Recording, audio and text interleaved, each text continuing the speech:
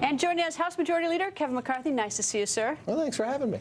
Well, the president says that ISIS is the outgrowth of al-Qaeda in Iraq. I guess blame President Bush 43. To me, that's absurd because he's been in president for 6 years. ISIS didn't even start in Iraq. It started in Syria.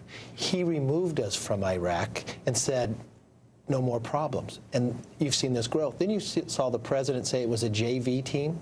And then he's even said that Yemen was an example of his foreign policy. Well, that country has collapsed as well.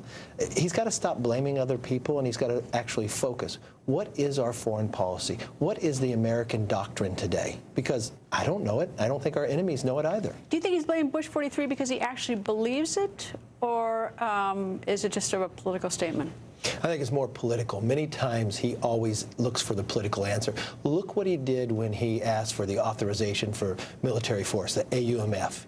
He moved one up to the House and the Senate, and it's a political document. It's actually an anti, because it takes exactly the structure that he has now to combat ISIS, and he asked to constrain it, to control his arms behind his back, and tell our enemy what we can and cannot do. What happened to the authorization of force? It's having its hearings right now. Slow, isn't it? Not slow. I mean, you should take this serious. When the president's legal counsel came in to brief a number of us, I asked him, how many military generals did you talk to in writing this? He said none. This was done by the administration and members of Congress. That's not how you deal with military. That's a political answer. And I'd like to see an answer that actually combats ISIS and wins.